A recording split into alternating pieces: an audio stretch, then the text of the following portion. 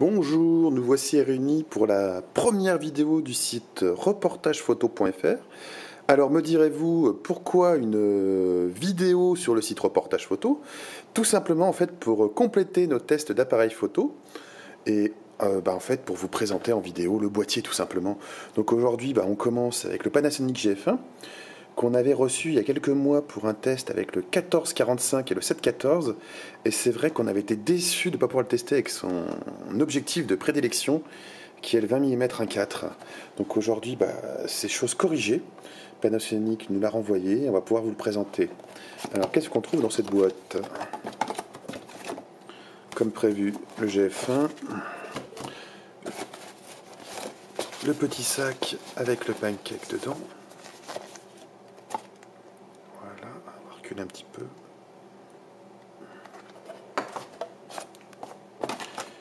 Le mode d'emploi qui est bien rangé ici.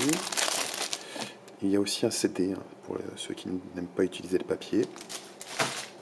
Pour avoir les drivers aussi. Alors, on retrouve le chargeur en deux parties. Une sangle qui est fine, donc qui permet en fait de se ranger facilement dans la poche et qui après utilisation était assez confortable. Bon, ça vaut pas des sangles en néoprène, mais c'est toujours mieux que celles qui sont un peu plus larges et qui scient le cou après 1 ou 2 heures d'utilisation. Bon, après c'est vrai que ça vient aussi avec le poids du boîtier. Voilà, et un lot de câbles pour brancher votre GF1 sur le PC. Alors revenons au pourquoi de la vidéo, tout simplement. Donc le boîtier, alors c'est vrai que c'est pas facile à sortir avec une main. Voilà, on va lui installer le pancake.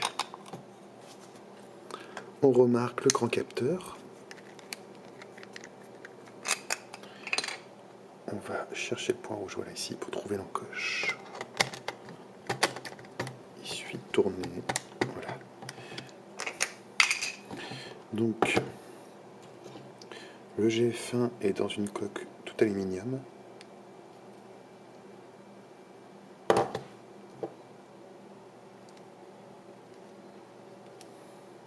Ce qui est intéressant, enfin ce qui est sympa surtout, c'est qu'il n'y a pas du tout de jeu entre le pancake et le boîtier.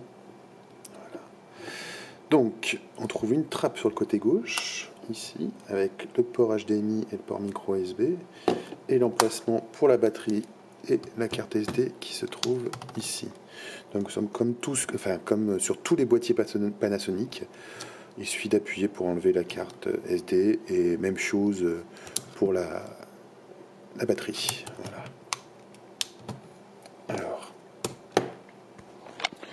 Alors, tout en haut, on retrouve en fait le bouton de déclenchement comme sur tous les boîtiers, la molette de mise au point, pas la molette des modes, avec les modes A, B et S et les scènes. Et ce qui est sympa, ça avait fait son apparition avec le Panasonic TZ7, c'est un bouton direct pour passer en mode vidéo, tout simplement. Donc c'est vrai que c'est sympa du fait que le GF1 filme en 720p, ça permet vraiment de faire des vidéos à la volée. Du côté gauche, on retrouve le flash pop-up, voilà, qui se déplie assez haut, donc ça évitera les yeux rouges. Voilà. La griffe porte-flash avec le connecteur qui me permet de brancher le viseur, le petit bouton play, et à droite on redécouvre la molette qui permet de régler en mode A par exemple l'ouverture ou l'exposition. Donc tout se passe à l'écran, un écran de 3 pouces, donc qui fait 460 000 points et qui est traité anti-reflet. Pour avoir essayé avec le soleil, c'est vrai que c'est un petit peu mieux, voilà, c'est toujours un plus. Alors là, cette molette que je vous parlais tout à l'heure, on va voir comment elle fonctionne. Il suffit d'appuyer dessus, voilà, de tourner, on remarque. Alors première utilisation, c'est assez déroutant. D'un côté, on règle l'exposition ici, et il suffit que j'appuie, voilà, et je passe sur l'ouverture. Voilà, tout simplement. Voilà. Alors,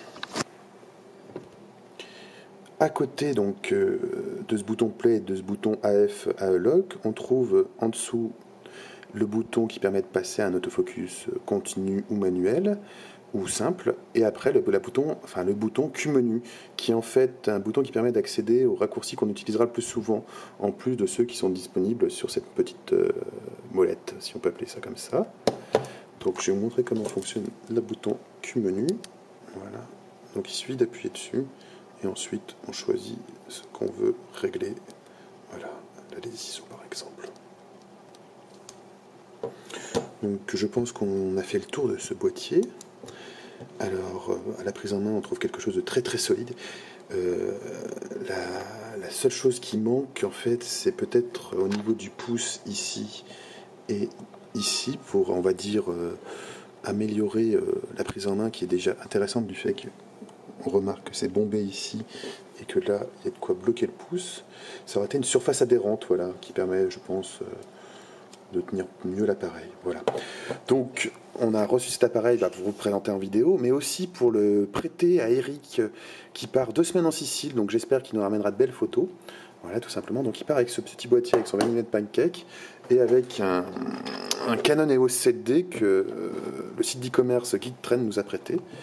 Donc j'espère qu'Eric nous fera rapidement un test et un retour sur ce boîtier qui est déjà très... Enfin, on a déjà vu pas mal de choses dessus, mais bon, on donnera notre avis. Voilà. Sinon, j'espère que cette première vidéo vous aura plu. N'hésitez pas à réagir dans les commentaires sur les améliorations qu'on pourrait lui apporter. Et sinon, je vous souhaite une bonne visite sur le site reportagephoto.fr. Au revoir.